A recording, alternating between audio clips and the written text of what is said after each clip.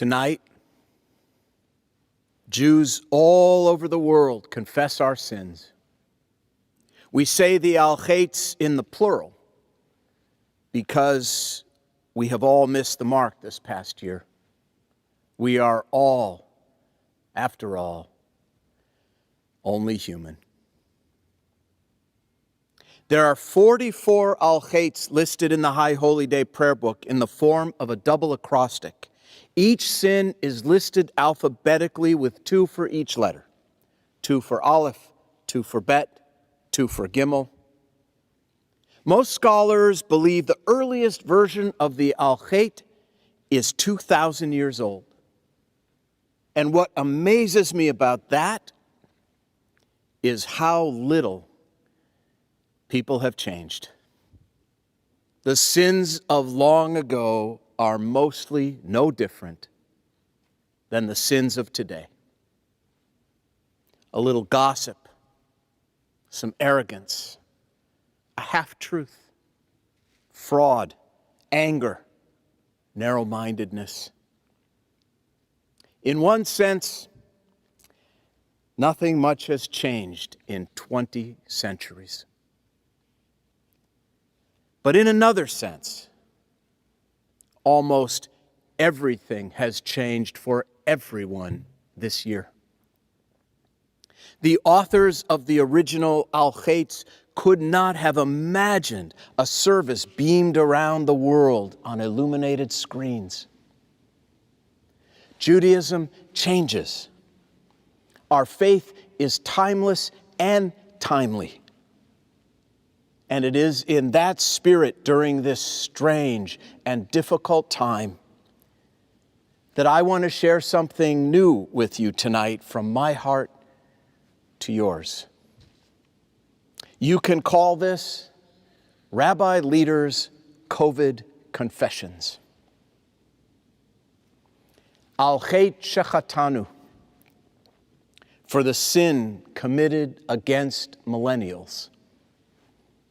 For years, I maligned millennials. They were an enigma to me, seeming to lack the kind of work ethic that I grew up with. To me, millennials seemed casual when they should have been more formal. They didn't think working from an office mattered. They spent their lives on social media and communicated mostly with 2 thumbs flying across their phones. Millennials, forgive me for not believing enough in you,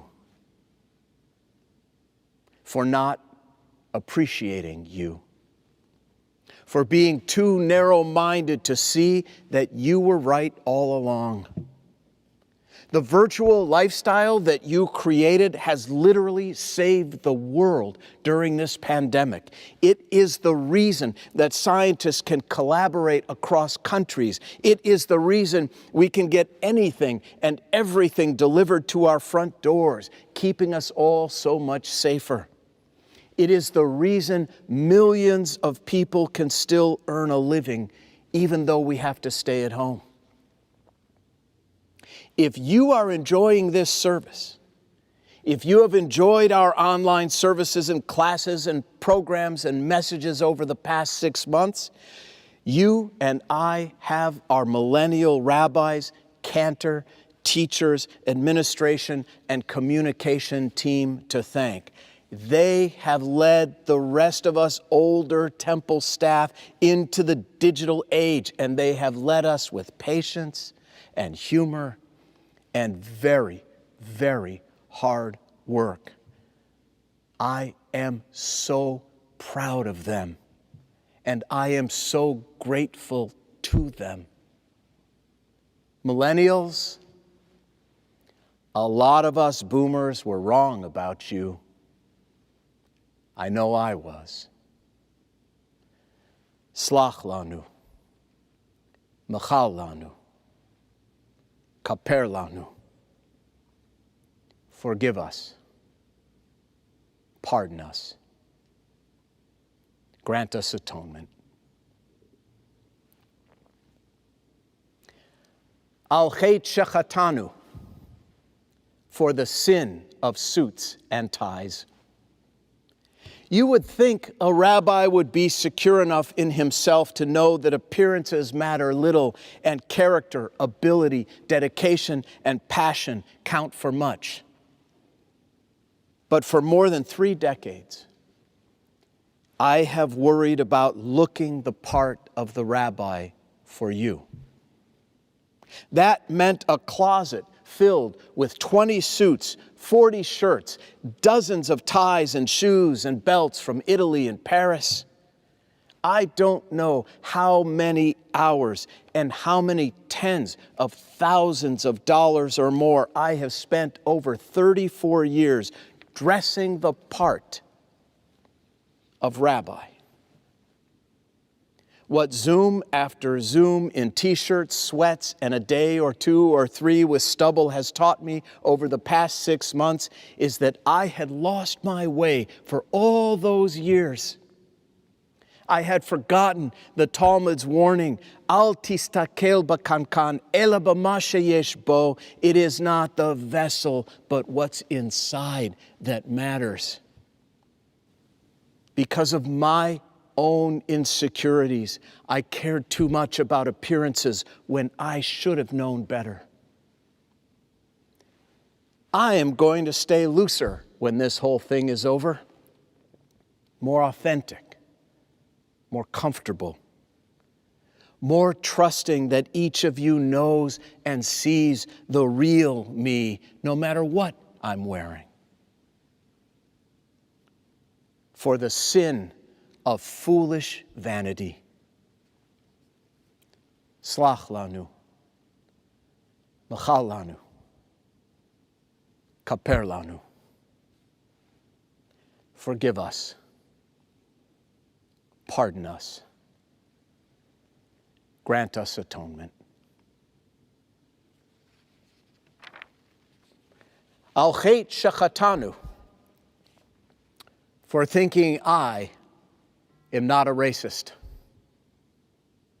I wrote my senior thesis in college about the great African-American writer James Baldwin.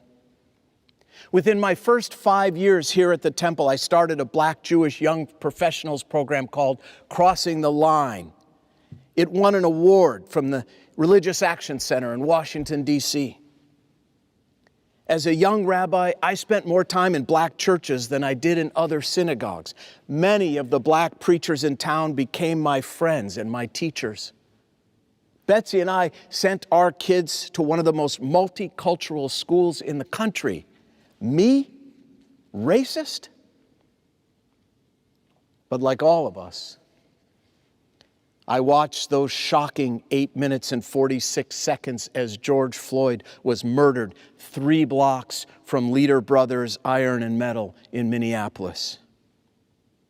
I watched the diner where I ate breakfast with my dad almost every Saturday morning of my childhood burn to the ground. As the riots raged, I called my friends who lead black churches and a few in politics, armed with a list of things we should do. Let's get small groups of Wilshire Boulevard Temple members together with your church members in breakout rooms on Zoom. Let's get our teens and your teens together on Zoom. Let's organize a national show of solidarity when we ask all Americans to kneel for 8 minutes and 46 seconds. We'll get the mayor behind it. We'll get the morning talk shows behind it. And every time, my ideas were met with 2 words. Not yet.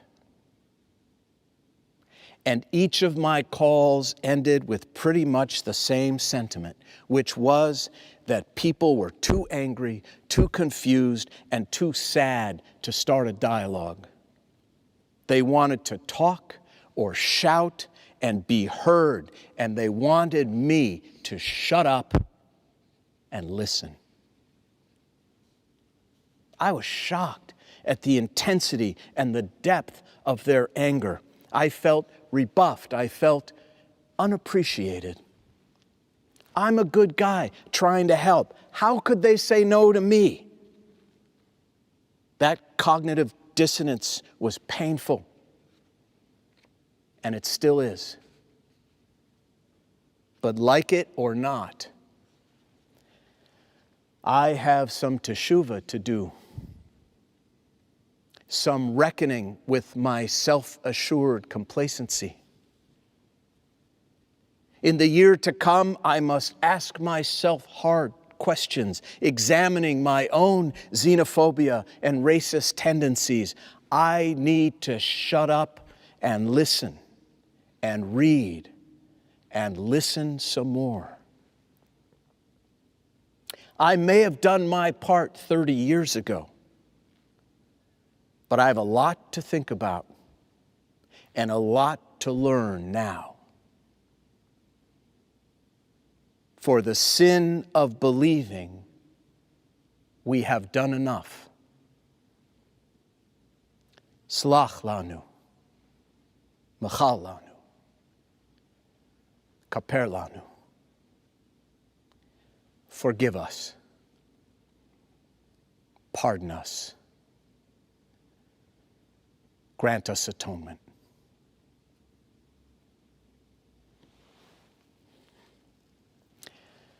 Al chet shechatanu, for the sin of the 10 and the 405.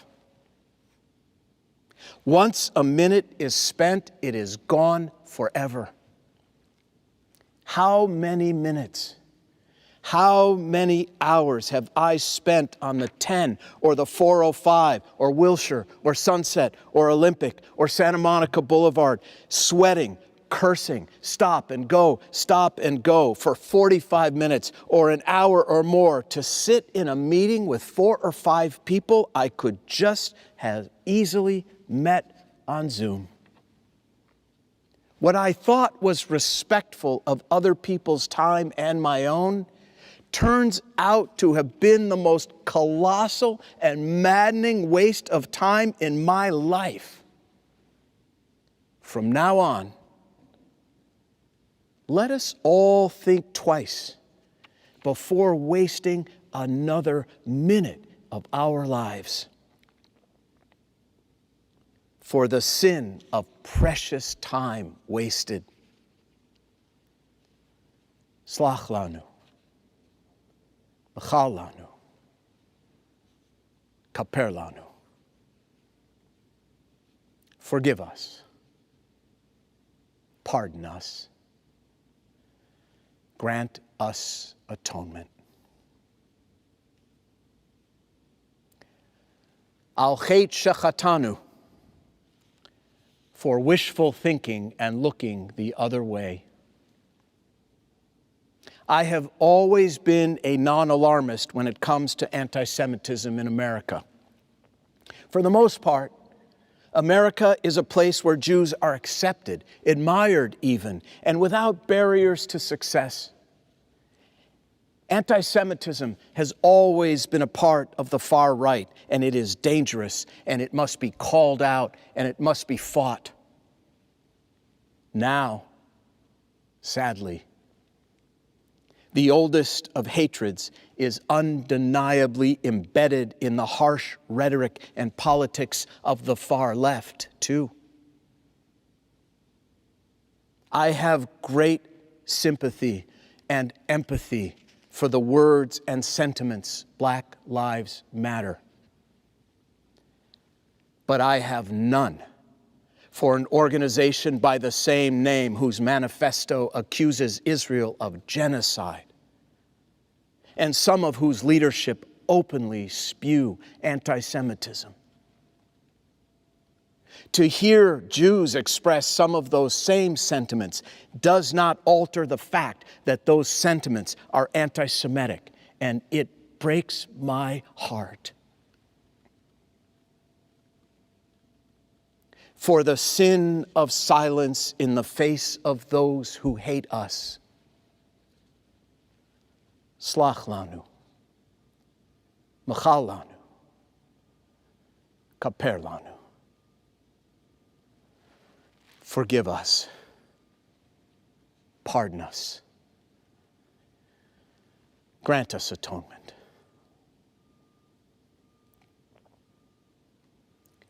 Al chet shechatanu, for the sin of pessimism.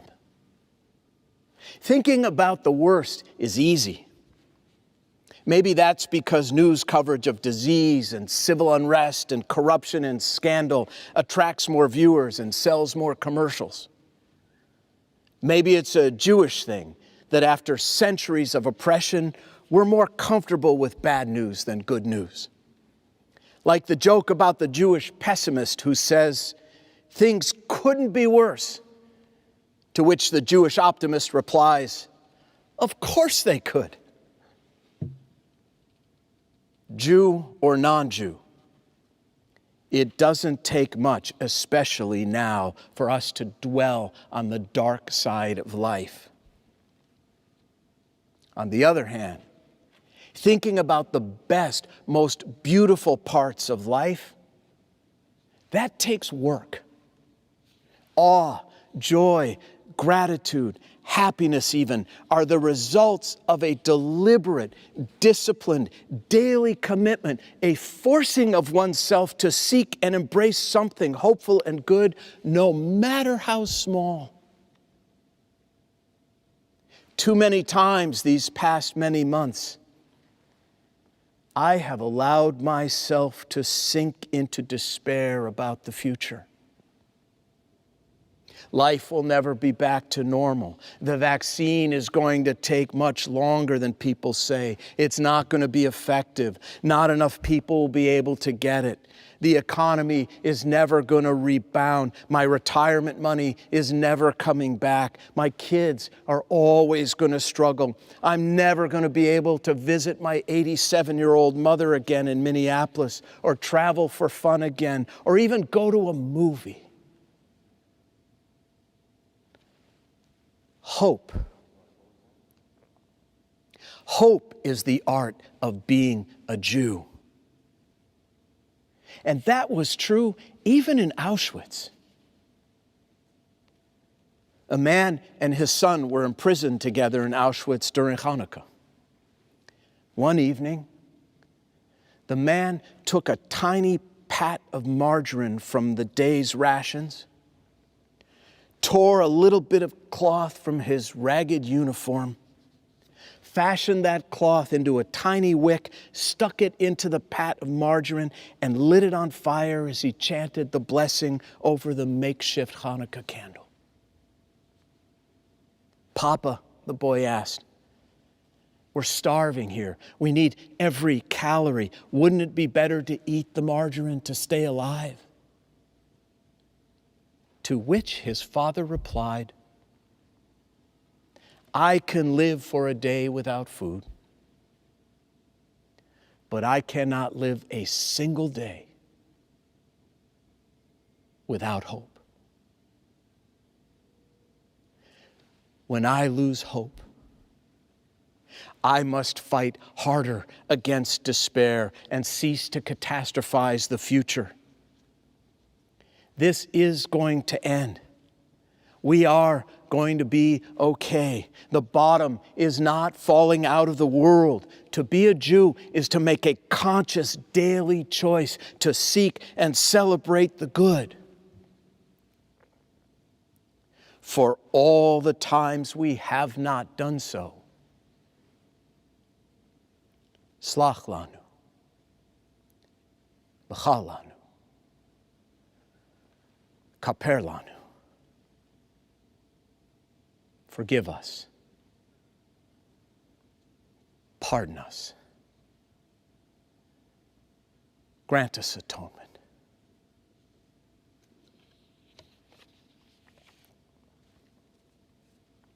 And finally, al chet shechatanu, for the sin of withholding our words and feelings of love. I miss people so much. I miss hugging my friends and laughing over dinner. I miss being at a game with my kids. I miss my fishing buddies around the campfire. I miss being able to hold you at the funeral when your heart is aching. I miss being able to hug you at the wedding when your most beautiful dreams come true. I miss my mom in Minnesota. With so much loss and so much missing, I find myself saying I love you to more people more often with a sincerity in my heart that is deep and true. Why must it take a pandemic for me to express my feelings of love openly and without fear? Why must it take missing someone so much for me to be able to say the three most beautiful words in all of human existence? I love you. In the new year, may the ease with which I now say and mean and feel love, may it remain when this virus is gone. For the sin of withholding our expressions and feelings of love. Slach lanu, mechal lanu, kaper lanu. Forgive us and pardon us and grant us atonement.